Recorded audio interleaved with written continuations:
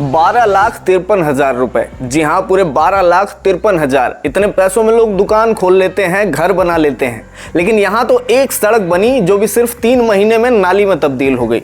वो सड़क जिस पर जनता को राहत मिलनी थी, अब जनता उसी सड़क से राहत मांग रही है।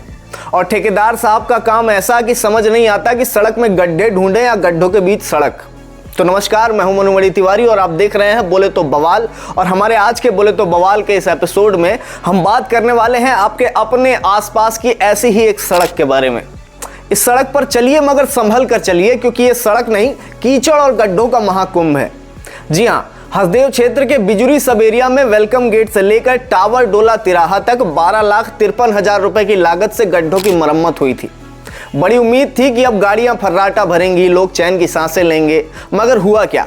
3 महीने में ही सड़क फिर वही पुराना चेहरा लेकर वापस आ गई, गड्ढों, कीचड़ और बदहाली का पोस्टर बनकर।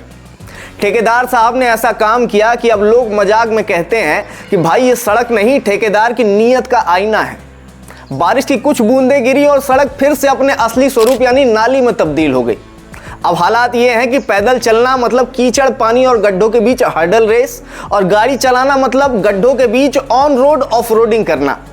राजनगर, कोतमा और मनेंद्रगढ़ को जोड़ने वाला ये रास्ता रोजाना हजारों लोगों की मुश्किलों का रास्ता बन चुका है। बच्चे, बुजुर्ग, महिलाएं, हर कोई परेशान है, मगर प्रशासन मौन है, शायद सो रहा है। सवाल उठता है, जब 12 लाख रुपए सड़क पर खर्च हुए तो फिर ये सड़क कहाँ है? या फिर सड़क बनी ही इसलिए थी कि जल्दी से टूट जाए और फिर से टेंडर निकले? अब अगर इसमें केवल दोष ठेकेदार का है तो उस पर कार्यवाही की जा सकती है, लेकिन अगर ठेकेदार ने भी पैसा ऊपर तक खिलाया है तो कार्यवाही आखिर कौन करेगा? हमारे गांव में एक पुरानी कहावत है कि जब मेढ़ ही खेत खाने लगेगा तो खेत कहां तक बच पाएगा। जनता कहती है कि मरम्मत नहीं भाई, ये तो गड्ढों की लिपाई पुताई थी।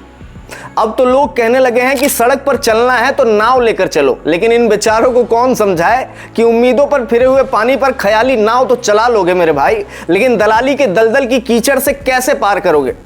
खैर, इस सड़क की दुर्दशा तो बरसों से चली आ रही है। आवाज कई बार उठ चुकी है, लेकिन समस्या जस की तस है। एक बार फिर आवाज उठाई जा रही है ताकि सुधार हो सके। टेंडर शायद फिर निकलेगा, एक बार पुनः मरम्मत होगी, लेकिन यह बात तय है कि इस खबर से भला जरूर होगा। अब वो भला जनता का होगा या ठेकेदार का, बस यही देखना बाकी है। तो एक बार फिर से आप सभी को नमस्कार, मैं हूं मनुमणि तिवारी और आप देख रहे हैं बोले तो बवाल, क्योंकि जब हम बोलते हैं तो बवाल तय होता है।